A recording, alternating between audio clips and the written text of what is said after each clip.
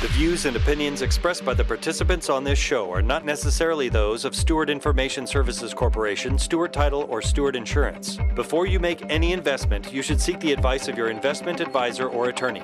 Whether you're a real estate broker, realtor, homeowner, buyer, or seller, everything matters when it comes to real estate. This is Real Estate Matters with Stewart Title. Stewart Title's Bill Knapik and guests open the door to what really matters in owning, buying, and selling real estate. And now, Real Estate Matters with Stewart Title, brought to you by Stewart Insurance. Here to inform, entertain, and inspire, Bill Knapik. Welcome to the show. It is Real Estate Matters with Stewart Title. Thank you for joining us here. Show number 540. That's right here on Real Estate Matters with Stewart Title. We're glad you're joining us today. And of course, as always, go to stewart.com/radio. That's stewart.com/radio in case you want to hear this show again or go back to the show archives. All the shows are right there at stewart.com/radio. So let's get down to business right now. We have some interesting guests as always today. In fact, we have not had an appraiser on the show for a long time, so we're going to meet John Bach. First off, his company is Bach Appraisal Group. John Bach is a certified real estate appraiser, FHA rostered. Mr. Bach, welcome to the show. Bill, thank you very much for having me here. I'm very excited. Well, Let's see what we touch on today. Great to see you. And also, by the way, FHA rostered, what does that mean? So FHA rostered is something that you apply for to go ahead and appraise FHA houses. There is a lot more to an FHA appraisal than a regular conventional. It's very USDA has the same rules as FHA. It's a little bit less than VA. Well, first of all, your company is called Bach Appraisal Group. Let's tell people about the company. Oh, well, we're located in Fulshear, Texas. There's me, I have front office, and then I have 5 appraisers beneath me. We have trainees, licensed and certified in the office. We cover Colorado County as our west boundary, Jefferson County is our east. We'll go to Victoria south, and we'll go all the way up to just above Polk County. And in the course of hearing about real estate transactions, whether you're buying and selling, the appraiser comes into play in so many ways. But actually, many people it's a mystery. What does the appraiser do? How long does it take you to appraise an average home, let's say? But give us an idea of some of the things you're doing as you're actually appraising a property. Okay. The quick process is this. Most of my clients are lenders. They need to know if the property is worth at least what they're going to collateralize it at. And they want my opinion of value and my expertise. I'm going to receive the order. I'm going to look at the property, see what's on tax records. I'm going to talk to the borrowers or whoever's involved to get all the information. Then I'm going to pull comparables. I'm going to go out to the property. I'm going to measure it. I'm going to take pictures. I'm going to make notes of condition. I want to know everything that's been done to this property. I want to have long conversations with anybody involved so I know this house top to bottom. I'm going to go back to the office. I'm going to type up the report. The whole process, if everybody's on board, we can get it done in about 2 days if everybody's on board and ready to go. But the typical turn time is about 4 to 5 days. And the actual times say that you're at the property. So I'm going to imagine you're rolling up in your car, you pull up in front of this given property, sure, walk into the door, and as far as the time that you spend at a property, about how long is that average? I would say the average, like you said, an average deal, 45 minutes to an hour. I'm going to measure the outside. I'm going to go inside and start taking pictures. I'm going to make notes. Then we're going to have a conversation if anybody's present. If nobody's there to talk to, probably 30 minutes. But it's going to be really hard to measure a house in less time than that. And I would think just as far as a home goes and the property and the location, your mind is working in a certain way that to where you're looking at so many things right off the bat and throughout this process. And you're looking at a home in a way most of us, even when we're buying a home, don't look at. Yeah, I'm going to look at the lot position. It's on a cul-de-sac. Is there a value difference if it's in cul-de-sac or not? Sometimes there is, and sometimes there's not. Is it backing to a green belt? A lot of agents, I'm looking at an agent now, says it backs no neighbors. And I want to know what those no neighbors are. Is it a highway or are we looking at a green belt? Typically, we'll see a return to market value for being green belt, and we'll go negative if it's backing up to a major road or a major thoroughfare. I'm going to look at, let's say we're doing an FHA, which we talked about. A few more things. We got peeling paint. We have security bars that don't have quick release latches. That's a safety hazard. If I see foundation issues going on the outside, I'm going to see if something's going on the inside, and I'll call for an inspection by a qualified professional. I am not an expert electrician. I'm not a plumber, and I'm not a foundation expert, but I will call for those to be inspected by a professional in that field. And then, of course, there's other considerations that are on the property. As I'm thinking, there may be a pool, there may be a metal building, a workshop, a storage. That all comes into play. Yeah, so we're going to try and value those characteristics individually. I'm going to see where I have ones with pools and ones that don't. All other things being equal, I can arrive at a pretty hard number for a pool contribution to the property. Let's say we have a 2,500 square foot, one block over with a pool, and one that doesn't have a pool. That's where it's next to our subject. One has a pool and one doesn't. One sells for $400,000, one sells for $435,000. They close within a month of each other. All other things are equal, maybe a few caveats here and there, but I've pretty much nailed down the value of the pool, and that's the difference in sales price between the two. And as far as appraisers, we think the appraiser comes into play when there's a loan, because you said on the front end that you are brought forth by the mortgage company. Is that correct? That's about 80% of our work right there is going to be my larger clients that order high volume. And over 20 years, they've gotten to trust us, and they know that we've produced quality work, and they want to keep using us. And the other 20% are going to be agents calling me and saying, I feel like this house is bigger. And I say, okay, let me go out there and measure it. Now, what we do, I don't know if we're unique in this. If an agent or somebody hires us to measure a house just to they want to list it correctly online and perhaps have a larger home than tax records showed, we do not accept a fee. We ask that it be donated to Ballard House. A typical house, we charge about $200 to measure, but all those proceeds go to the Ballard House. And if someone's paying cash, do they need an appraiser? Oh, so many times they do. And a good agent will find the house and then recommend maybe you should get an appraisal if they kind of see the values there. No, a good agent can also say, no, this value, well, they can't say value, but they can say this is a good buy. But for peace of mind, to make sure that they're not overpaying or they're not buying maybe a smaller house, and that happens quite a bit, they go ahead and hire an appraisal. It's about a week to go ahead and do one of those because we're going to try and work it into there. Oftentimes an agent can call me and I can do a desktop. And I can say, I see a problem here. Why don't we go ahead and get further involved and go out to the site rather than just do it only on the computer. And I want to have you repeat this because we ran right by it. Did you say that the real estate agent can't use the word value? That's what. Or how does that work? Told by the agent, since they're not appraisers, they can't put value on it, or at least it wouldn't be a qualified. No more than I can do a transaction, that an agent can't. Agents are the best at presenting a property, at negotiating the property. These are things way above my pay grade. But if they're going to say value, they could be misleading their client, in which they have a fiduciary responsibility towards. We're talking with John Bach. His company is Bach Appraisal Group. Now, John, in the scope of your work, it's here in the Houston area. Geographically, where do you all go? Oh, we cover 19 counties. We go all the way out to Colorado County. We'll go to Victoria.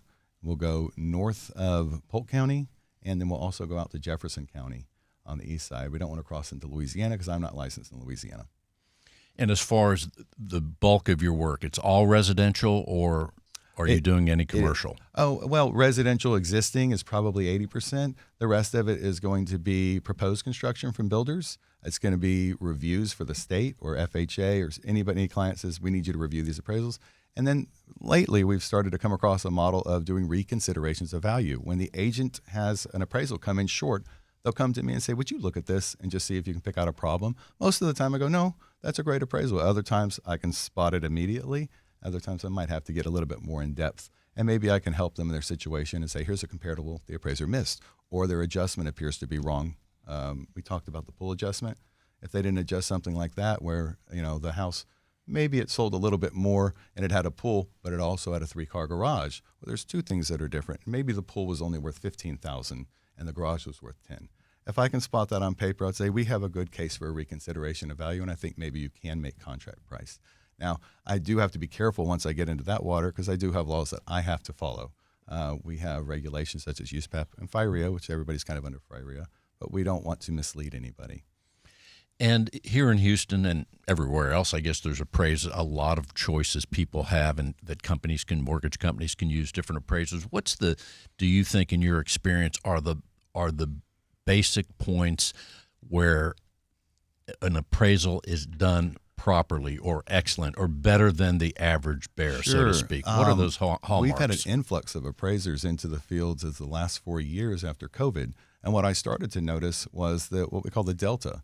It's the spread between your after adjusted values. They started going crazy. You want to dial an appraisal, and if you're going to say something's worth $500,000, the comparables used in that report, need to support that. So maybe one adjusts at 490, 500, 510. That's a good delta being between 490 and 410. What we started to notice, we would have one at 300,000, 600,000, and 400,000, and the appraiser would call the value at 650. All the same house. Yeah. They're just adjusting around. They're letting a lot of software try and do it for them that doesn't really pick apart all of the nuanced details, such as location, what's its contributory value, school district lines, what are the differences between these two that a computer an AVM cannot pick out. You just hit another important point, school districts. Districts do matter. A great example is right around here. We have Spring Branch ISD and HISD. Right below the bayou, you're HISD, and then you jump up and you go above the bayou, and you're going to be in Spring Branch. So this is the 77042 zip code and the 024, I believe. The values will double jumping into the Spring Branch ISD. This also happens north of I-10. If you'll look at Westview, you'll jump into you'll be in the city of Houston. Below that, you're within the city of Spring Branch. Values again double. I say that's on average. So some properties won't double. They'll have a slight increase, but maybe they're backing to a busy road. There's so many factors that go into one property that you cannot just say the adjustment for a garage is $15,000 per bay. A pool is worth this, because a pool might be worth $45,000 in one market, and you go 5 miles away, and the value drops off to $20,000. It's just not popular for a starter home to have a big, massive pool, a 1,200 square foot home. Whereas it might be common in the woodlands, and there's a high demand for pool. So obviously we know value goes up with demand, and that goes to every aspect of a property.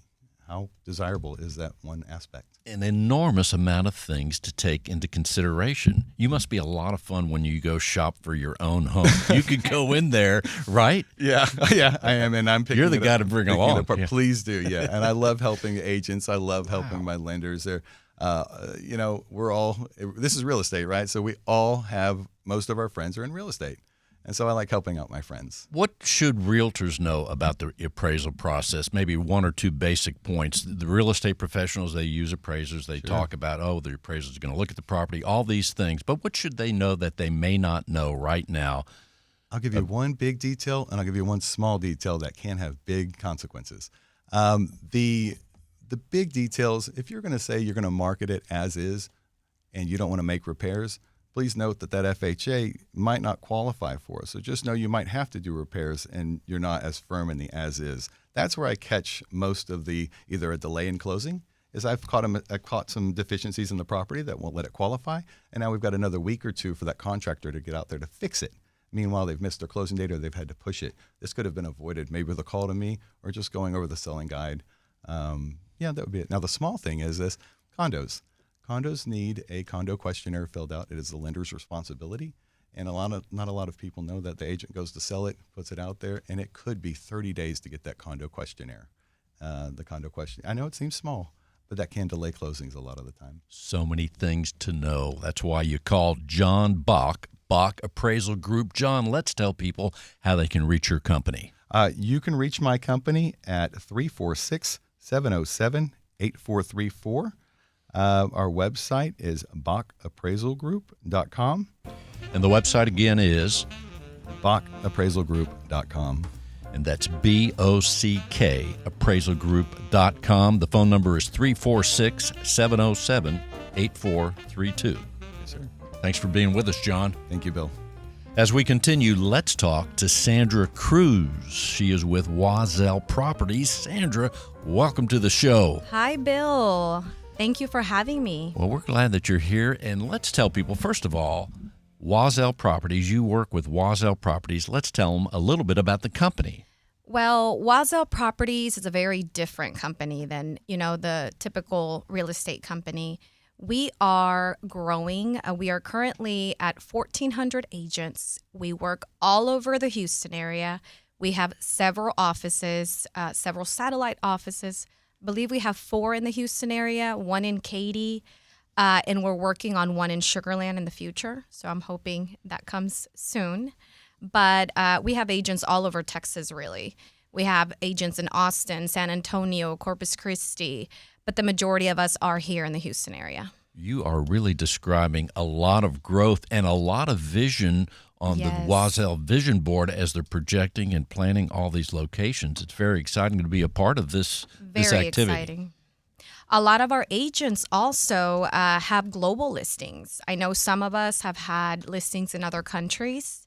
I currently have a listing in El Salvador.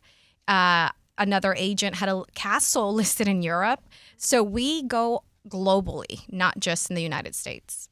What's the area here in the Houston area that you spend most of your time? So most of the time I am in the Fort Bend County area. I was pretty much raised there. I went from elementary all the way to high school there. So I'm a hometown, girl. I know a lot of people there. But I've also expanded. I have a lot of clients in the Wharton area as well. Houston. It's wherever somebody's trying to buy or sell, I'm there.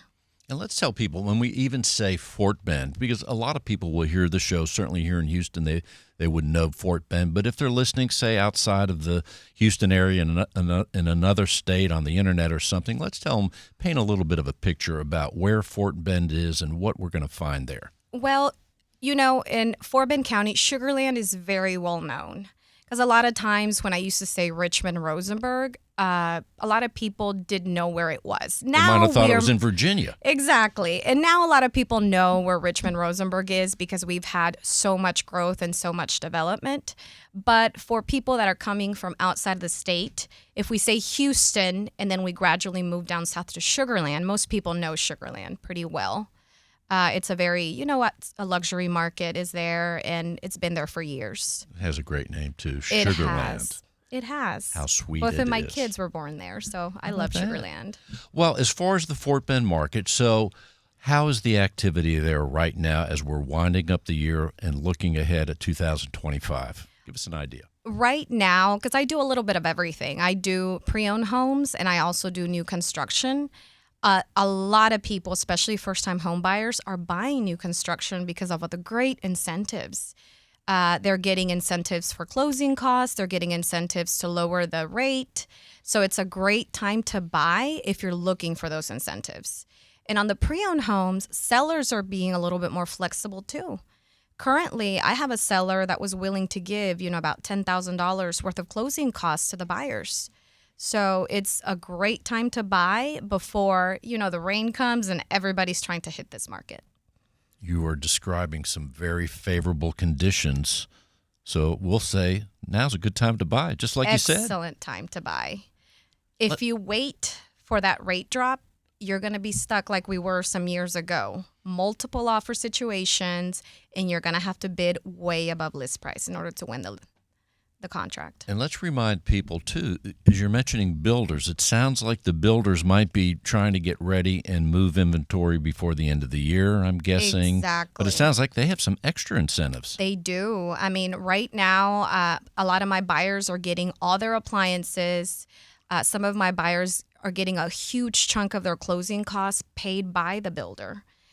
They also have programs where they'll lower the rate for a certain amount of time. That way, they can have a lower mortgage payment, and that's helping first-time buyers quite a bit. Veterans are also benefiting because I'm also working with veterans. Well, it's very interesting because as you describe the conditions of the market, the incentives, the mindset of sellers, you as the real estate professional have to factor, just like, as we talk about all the things going on in a real estate transaction, you factor these things in so that you can help your buyers and sellers. And, Exactly. And you have to be on top of these things. Exactly. I mean, being knowledgeable in your market is key to get, if I'm working with someone that is seasoned, an investor, I'm probably not going to show them the same properties that I would show a veteran or a first-time buyer because they're in a totally different market and their scope of thinking is also differently. So you have to be knowledgeable in the market that you are working at.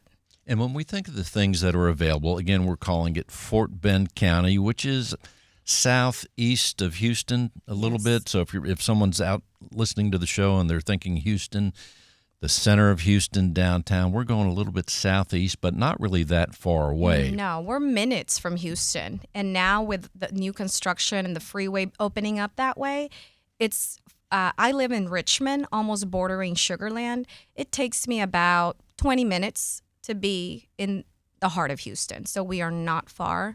It's a great location to raise a family, or if you want to start investing. I have a lot of out-of-staters buying in Fort Bend County and renting those homes out. And because it's less expensive than Houston, they're able to get a much better return for their investment. I'm glad you brought up investors. So somehow the investors from out of state? Yes, I have a lot of out of state and out of the country investors.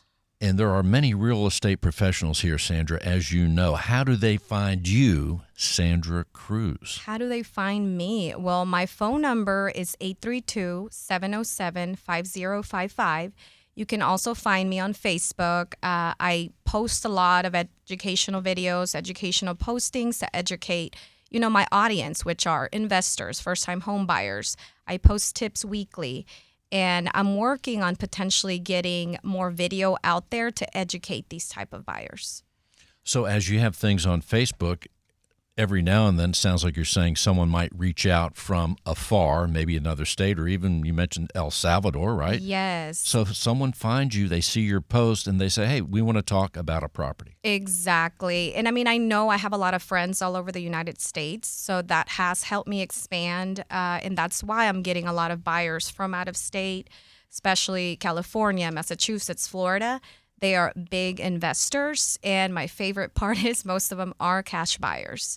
So, that's music to my ears. It's music to everyone's ears, Sandra. Yes. And we want to dwell on that just for a few seconds, because you just mentioned a state I don't think we've ever uttered in 540 shows, and that's Massachusetts. You've actually, had a buyer from Massachusetts or an inquiry? I have Tell a us lot of about it. investors from Massachusetts. Really? So there's a little island in Massachusetts called Nantucket. Yep. And there's a lot of money in Nantucket. And those people have money to spend in Texas. So they are buying a lot of rentals here. And because they're out of state, I help them buy, and I also help them rent it out. So we do the whole full cycle. And it's been wonderful for me. It's been wonderful for them because they're making money and they're investing in properties here that maybe somebody else couldn't have purchased. What about Rhode Island? I used to live there for a couple of years. Not right next yet. to Massachusetts. It is right next to it, but I need to make a trip to Nantucket to, meet more potential clients. That sounds like a great idea. And they call it Taxachusetts in some places. Oh, okay. So I would think that's an additional drawing card Yes. for people in that part of the Northeast because less taxes here. Exactly. There's a lot of incentives of why to buy in Texas.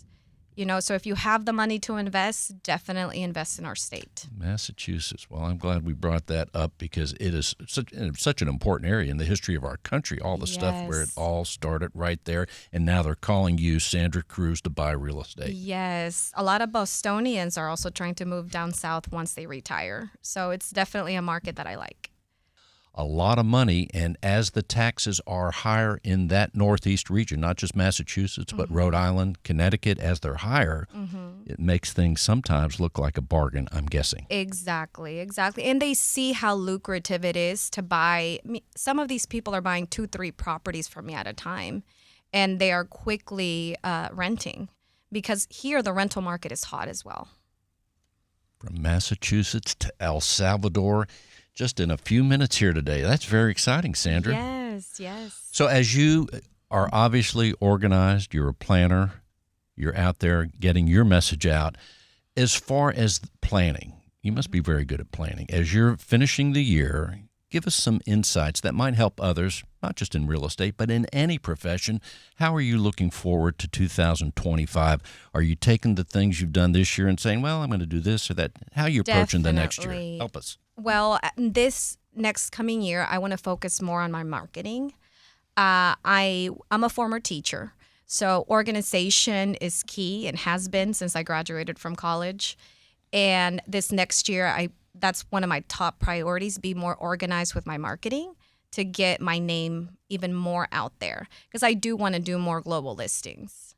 It's a perfect time to buy. Do not wait. The more you wait, the more you're going to pay in real estate. So if you're thinking about investing, if you're thinking about buying your first time home, do not wait because it's going to be more expensive if you wait. Just dawned on me. Let's say you're talking to someone from out of state, any state. They reach out to you. Do you ever sell the property or properties without the person laying eyes on the property? All the time. All the time. All the time. Actually, most of my cash buyers have never even seen their properties. But they do trust me. We do a lot of video calls, a lot of video conferencing, And they also have families here in Texas. So they're the ones doing final walkthroughs with me. They're the ones that are a little bit more involved in the process. So yes, I have sold many homes and I've rented out those homes and they have never laid eyes on them. Well, that just makes it more important for the real estate professional to be, as you say, very trusted. And you're doing way more. You should get paid double on that. By the way, I'm just saying. Please let my investors know Yes, that. And I think saying. they do. They do trust me, and that's why I have repeat referrals, and they're referring their friends. So I do feel that trust from them, and I really appreciate them for sure. Now, at the closing, do they come and get the keys, or they don't even come at that time? No. Remember, So I'm the cool. one that's renting them out, so There you I'm go. the one putting them in another Supra and, doing the So cycle cool. all over again. How can people reach you, Sandra Cruz? You can reach me at 832-707-5055. That's 832-707-5055. And I do want to mention, I am bilingual, hablo español, y tengo personas que también les pueden ayudar en su idioma. 832-707-5055. Thank you, Sandra Cruz. You're welcome, and thank you for having me. Let's talk money with Ralph Tapia. His company is NRL Mortgage. Ralph, welcome to the show. Bill, thanks for having me, sir. Well, it's super awesome. Money is the lifeblood of every transaction, especially real estate transactions. So let's tell people about NRL Mortgage. Yeah, NRL's a small company, about less than $1 billion a year in total loan revenue. They're actually Houston-based, which is why we chose to park our licenses there, because they're trying to grow the Houston market, and I'm part of that growth. Well, we always hear so much about interest rates all the time, whether high or low. Of course, we hear that they're going down or have gone down. Let's tell people the current the story on the interest rates right now. Of course. Well, they are trending down, but on the way down, It's a better word, yeah. You're going to have bumps along the way, right? Just like on the way up, we had bumps to the downside on the way up. And funny enough, when the Fed announced their rate adjustment to their policy back in mid-September, rates actually didn't react to it because that was already kind of priced in. The market was kind of expecting a half a point cut in the federal funds rate. However, since mid-September, we've actually seen the mortgage rate and the Treasury bonds kind of shift upwards because it's all about forward projection of where the rates are going to go. And the probability of a next rate cut is now 0, which is driving the mortgage rates up. So the people that took advantage of that rate cut, the rate cut in quotes, so to speak, about a month ago, are now looking at a completely different interest rate versus 30 days ago or so. So as far as people that are coming to you and saying, hey, Ralph, I want to get prepared for a loan, what's the volume like now? Are you getting a lot of people that are preparing to buy or that are ready to buy right now? Yeah, so this year's been, it's come in pockets, right? So April, May, June, I had a lot of business coming in from people that I pre-approved in 2023 because they wanted to wait till rates came down and whatnot. And then fast forward 9 months or a year, and the rates hadn't come down at the time, again, April, May, June of this year. And so they were like, you know what, rates are still the same. I waited a year. I'm just going to buy when I can. And so they started buying. Now, as in the news you hear, oh, rates are coming down, the Fed's going to cut rates.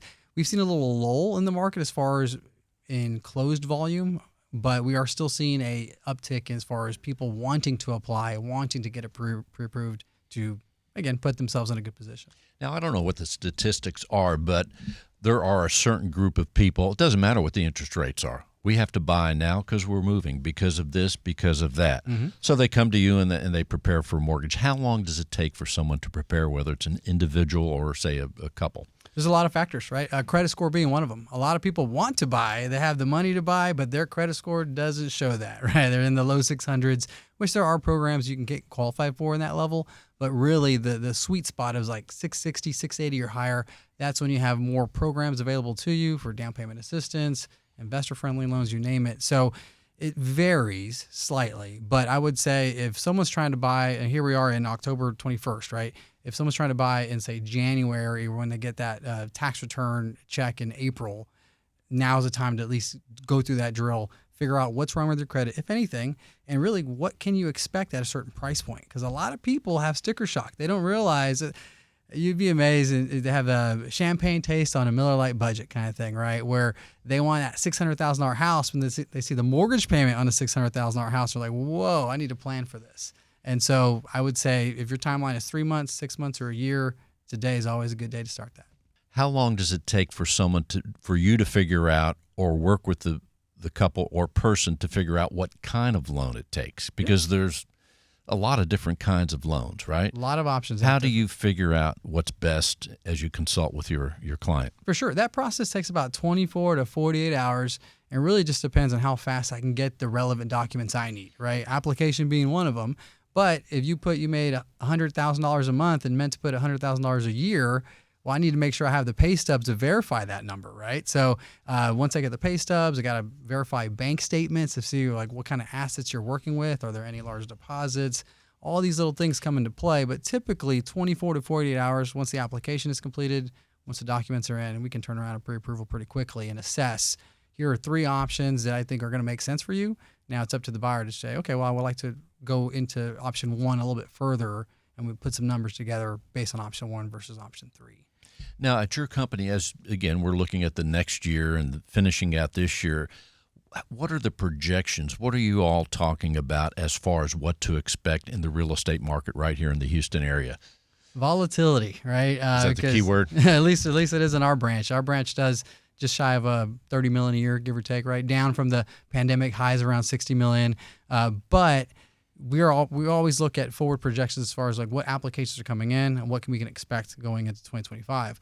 From an interest rate perspective, we are expecting rates to come down, but it's going to be a bumpy road along the way. November being one of those bumpy roads coming up really quickly. We have the election coming up. You have jobs report right after the election. You have just a slew of economic data that's kind of coupled into like a 2-week time frame in November that's really going to set the tone for 2025. I like the way you said economic data, because everything revolves, I don't care what it is, around economic data. Yep. Yeah, when rates hit 6% this year, right when the Fed cut the mortgage rates were around 6%. Now they're around 6.5%, maybe 6.625, give or take.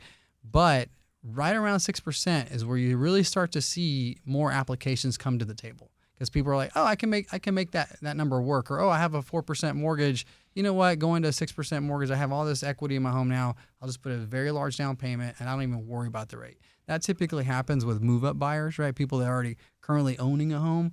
If it's a first-time home buyer, they are so sensitive to rate fluctuations that their timeline's a little bit longer dated versus someone who owns a home. I had someone apply last week. They're like, man, my wife started looking for a home. Hey, we need to get a pre-approval. Go ahead and apply. And they're not even worried about the interest rate. They're worried about the house in this case. They want to get the right house. Exactly. What do you see, let's say in the last 10 loans that you've worked with, what do people generally put down? Do they put down the least amount that's possible, or do they say 20% or even more? What do you run into? First-time home buyers, I mean, they're going to put 10% or less, right? The least amount as possible. Move-up buyers are going to put anywhere from 10 to 20% down, just depending on the equity in their current home. A lot of them are rolling over the equity from their current homes, or obviously they need to sell it, or I have a client right now, he's withdrawing from a 401k to put the 20% down while he sells his current home. Once his house sells, he's going to pay himself back into his 401k. So move-up homeowners typically have a little bit of flexibility on their finances just because they have built-in equity, their built-in piggy bank, if you will, in their home. We're talking with Ralph Tapia with NRL Mortgage right here in Houston, Texas. Now, speaking of geography, Ralph, give us an idea of the area that you're serving the most here in Houston, or how far do you go? Sure. Well, I'm licensed across the great state of Texas. It's a big state. Yeah, so I've closed loans in San Antonio. I lived in San Antonio for 10 years. I'm from Corpus Christi. I've closed loans in Corpus Christi all the time, at least once a quarter, give or take. But my bread and butter is here in Houston, primarily inner loop, but I do homes. The further out you go on the outskirts of Houston, you're starting to compete with new construction and the new construction lenders and all that. So I don't go too far outside the loop, so to speak, only because of the market competitiveness out there. Inner loop is kind of where I live and play. For many years we've heard, especially as the interest rates have been higher, we hear about people saying, oh, well, just buy now. Of course, that is always the word, buy now. Mm-hmm. And you could refinance later if the interest rate is too high at the time that you buy the property. Okay, that's great. But what is the rule of thumb, at least in your viewpoint, to where okay, I have I don't know, let's just say a 7% loan. Mm-hmm. At what point, if I have this 7% loan, what's your rule of thumb that you say, okay, now's the time to refinance? How low does it have to go? At least 1%. Anything less than that, it doesn't really move the needle. A 0.5% difference, especially if you got a loan a year ago, is not going to move the needle. Now, ironically enough, if you had a 6% rate for 10 years and then refinance to another 6% rate, you pay down that equity so much that, yes, there will be a difference. So it's about time, remaining time, and obviously your current interest rate. But we typically aim for about a 1% difference, or we look at cost versus benefit, and we look for like a 36-month break-even point for like the cost to refi versus the benefit of it. So it's going to vary slightly from client to client, but that's kind of the general rule. Well, that's the beauty of a guy like you. You're an expert. You can work with them on the numbers, and you could tell them how it's going to work out for them. Yeah. Mortgage guys, I feel like in a general sense, we're like debt advisors, right? Because, you're obviously financing a very large asset for 30 years. You can pull equity from your home if you want to do a home equity line of credit. We're really looking at what's affecting your credit score, what's affecting your debt to income, the amount of gross monthly debt versus gross monthly income. And believe it or not, people don't realize this, but going back to debt, this is a kind of a rule of thumb, kind of a general, advice I give my clients. For every $100 a month in monthly debt payments, it could be $100 student loan, $100 child support, $100 credit card bill, whatever it may be. For every $100, it's about $5,000 to $8,000 in purchasing power. It'll vary slightly, just depending on the interest rate. But if you have someone that has $400 a month in student loans, or a credit, or not a credit card, or a car payment that's $400 too much more than it really should be, that's about $50,000 of purchasing power that goes away from buying their next home. And that's what I feel like has been the biggest impact on this increase in interest rates. It's not really the rate, because again, a 7% rate versus a 6.5% rate is maybe $200 a month. Yes, it is a significant amount, but it's not going to move the needle. But really where your purchasing power gets squeezed is having too much debt. Numbers are everything.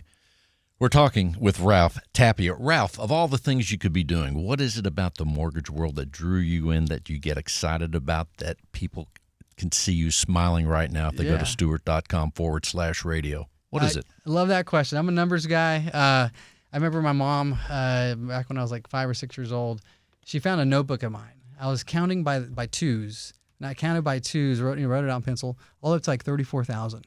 I just love dealing with numbers, right? And I was an accounting major, finance major in college.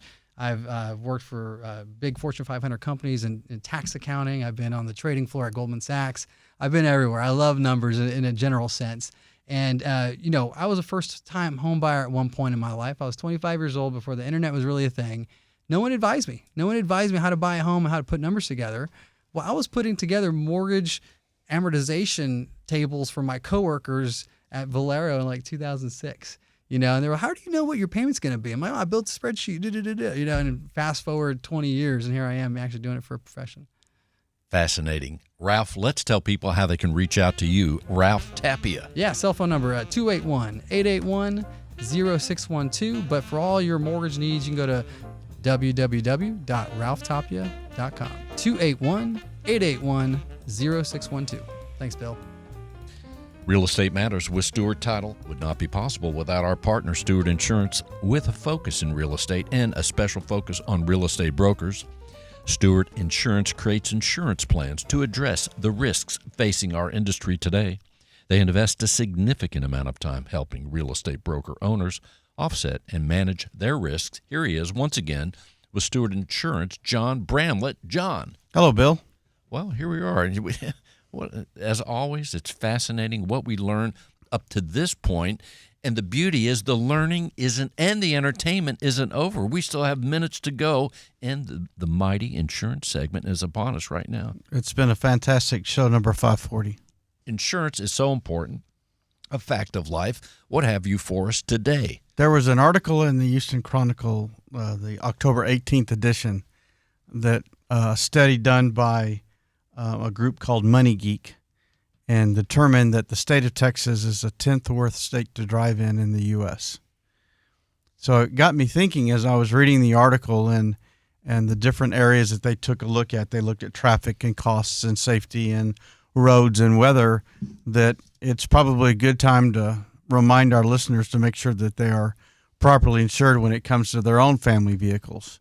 And, what are some of the things that they can look for in coverage and consider, and then what are some of the things that they might be able to do to help them save some money on the costs of their auto insurance. There was a study done post-pandemic. So during the pandemic, when we started driving again, there were a few of us on the road, so we were driving faster and more aggressively. Now we're at pre-pandemic traffic levels, but we're still driving aggressively and faster. So we're seeing more and more traffic accidents and traffic issues. Well, and certainly for those that live in Houston, and we talk about it on the show every week, there's more people coming in every day to Houston, Texas. So, the roads are always packed. Well, they are, and it is a unique city to drive in. It's important that you have an understanding. One, it's important that you have auto insurance, and in many cases it's required. But also, it's important that you understand the coverages that are available that you have, and what they deliver. So everybody's going to need to have liability coverage. So that's going to be if you were to hurt somebody else, bodily injury, or damage their property. That's where the liability coverage would come into play, and it also can provide some defense costs if you were to be sued. You want to make sure you have uninsured or underinsured motorists. If you get hurt or your property gets damaged and the driver either does not have insurance or they don't have enough insurance, then that could come in and either protect you or supplement the additional coverage. Always want to consider collision in case you hit another car or you hit another object or somebody hits your car, then that helps with the collision. Comprehensive is nice to have, but because that's a non-collision damage. So that's damage to your car from a storm or theft or vandalism. You want to consider having comprehensive coverage. Personal injury, so protects against any medical expenses. If you have some lost wages because you've gotten hurt, it's kind of regardless of the fault. Sometimes whose fault it is. So sometimes you hear that called no fault coverage. But if you've got some medical expenses, if you lose your inability to work and you've lost some wages, it can help with some of those. And then there's some other things to keep in mind. If you have a loan lease gap, so if you're leasing your car, you have a loan and it's totaled, and there's a difference between what's owed and what the value of the car is, it can fill that gap. So that's where the gap comes into play. You can get new car replacement. So if your new car is damaged in a certain period of time, and many times that's about a 5-year period, it can come in and replace that car with a like vehicle. Roadside assistance is always nice to have.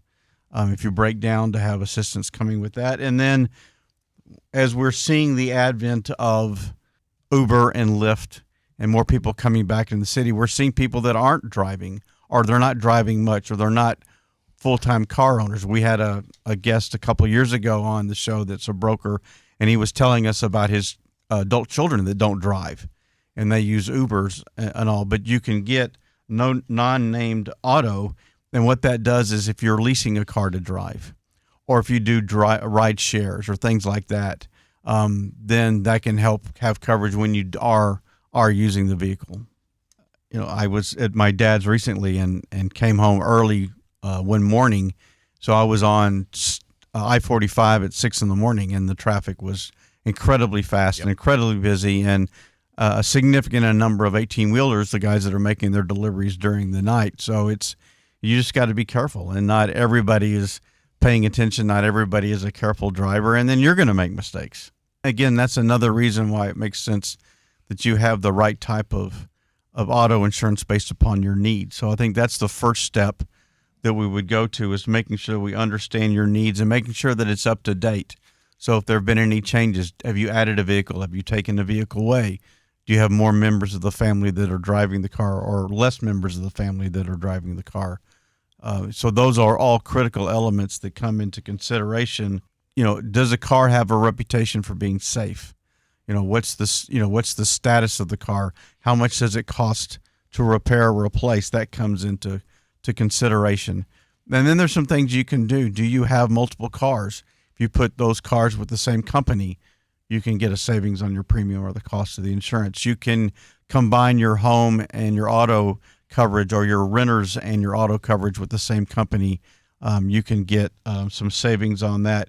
We're seeing more and more telematic programs where they download an app onto your phone, and over a period of time, usually 90 days, they'll evaluate how you drive. So how fast are you going? How do you brake? When do you drive? Are you on your phone, physically on your phone while you're driving?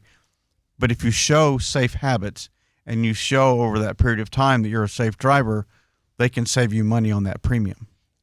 So in the meantime, as things change, so many things are changing in every part of insurance. That's why it's good for people to stay tuned to the show. We find out you bring forth all these things, home, auto, all the things that Stewart Insurance is helping.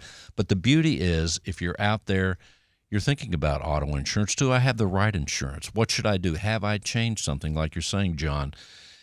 Hey, all they have to do is call Stewart Insurance. The team at Stewart Insurance does a tremendous job of talking people through the right and helping them have the right coverage. Well, and being an independent property and casualty insurance broker, we have relationships with a variety of companies. In fact, we just recently added another insurance partner that their area of expertise is auto insurance. So now we have another avenue for our clients and another resource to make sure that they are properly insured. And simply all that means is that they understand the coverage they have, whether it be the most robust plan or a very conservative plan. As long as they're comfortable with that coverage, in our eyes, are properly insured. John, let's tell people how they can reach Stewart Insurance. They can reach us at 866-798-2827. That's 866-798-2827. They can learn more about us at stewartinsurance.com or email us stewartinsurance@stewart.com. Now, John, let's say someone's in Nantucket. What number should they call? The folks in Nantucket ought to call 866-798-2827. It's known as the Nantucket Hotline. It is the Nantucket. It's the Lobster line. The phone number again is 866-798-2827. Thank you, John Bramlett with Stewart Insurance. And now, Kevin Davidson with Stewart Title. As far as I know, Kevin is not from New England. However, he is the king of Sugarland and Fort Bend with Stewart Title, doing tremendous work 24/7, developing business in a magnificent way. Is that correct? That's what I try to do every day. Yes, sir, Bill. There you go. That's awesome. Now, you're not from New England, are you? No, sir. Where were you born? I was actually born in Farmers Branch, which is right outside of Dallas. So you're a Texan. Mm-hmm. Well, Kevin, let's tell people, here you are. You brought Sandra Cruz here to the show today, bringing tremendous information to us. You're helping real estate professionals far and wide. Let's tell people some of the things that are going on in your two offices. So, yes, I do represent two offices, Sugarland and Richmond. One of the things I wanted to let everybody know is that we do have a new escrow officer in the Richmond office. Her name is Kate Cannon, many years of experience. So come say hi to Kate over in the Richmond office. Also, everybody knows that I am CE certified, so I teach continuing education classes. I have 9 of them. They're on the calendar, 2 or 3 a month. I teach for some of my fellow BDOs and some other things and for brokers. But the other thing that I do that's very unique is if you're a real estate agent that is looking for help with marketing, with growing your business, I will sit down with you one-on-one and I will show you some things that I know how to do because I have a marketing background. I'm graduated with a marketing degree and I've been helping businesses grow since 2000. I will teach you whatever you need to know or would like to know in order to help you generate leads and get more business for your company. Well, and you've been doing that for years. I see the Facebook post. I hear you talk about it. But give us an idea when you help someone with a marketing plan, right? Mm-hmm. Just a couple bullet points. When you sit down, what are some of the first things that you want to know? And then what do you make sure that someone should implement maybe top of mind? If I want to market this radio show or my real estate services, what are the bullet points that we should think about? My first question to any agent is, are you looking to create a marketing program for your company like any other company on the planet from the ground up? Or do you want me to just teach you how to use Facebook or write an effective ad or things like that? Depending on their answer, then we'll dive into something. But the one thing that I always tell agents, and I would tell any company, the number one way today to market anything is with video. So people in this business, and pretty much in any business, do business with people that they know, like, and trust. They can't get to know, like, and trust you if they don't see you and they don't hear from you. And the number one way, quickest way, easiest way to do that is put yourself out there on video. And it's so easy to do in this state. There's never been an easier time. All you need is a cell phone and a YouTube channel, and you're good to go. There you go. Kevin Davidson with Stewart Title. Kevin, let's tell people how they can reach out to you. Kevin Davidson. My number is 832-654-0527, or you can email me at kevin.davidson@stewart.com. 832-654-0527. Thank you, Kevin. Yes, sir. Thank you, Bill.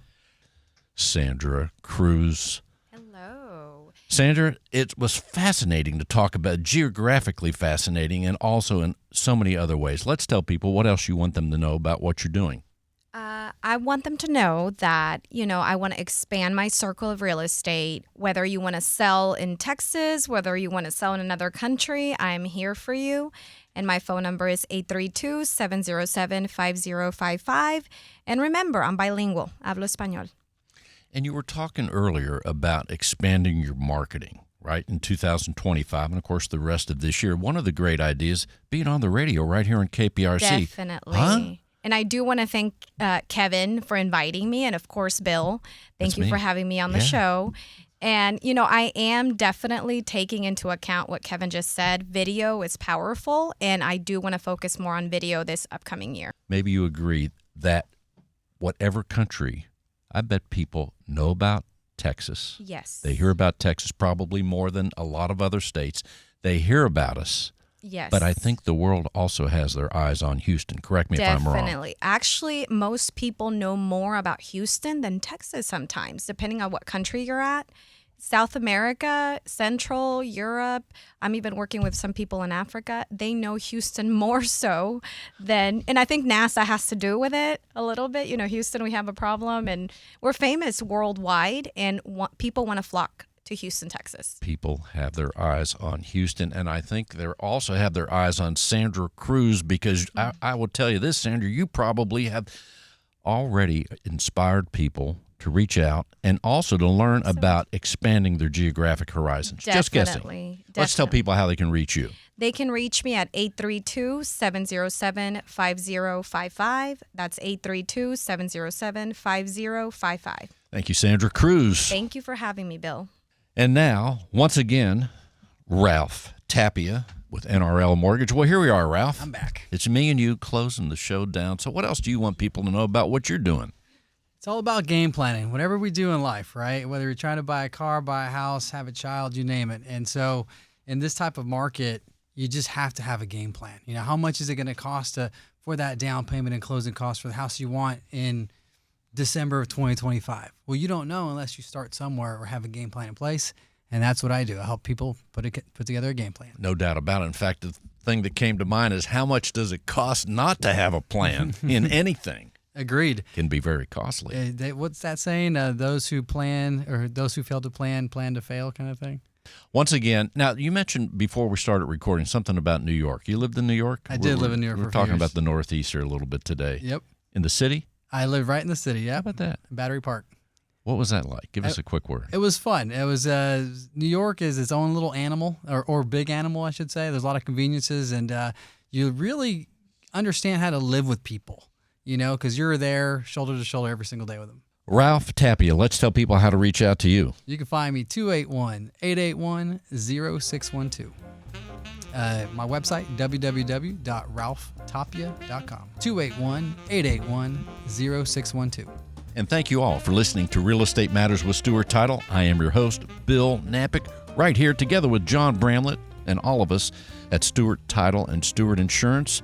We invite you to go to stewart.com/radio. That's right. You can see and hear the guests, and go to past shows at stewart.com/radio.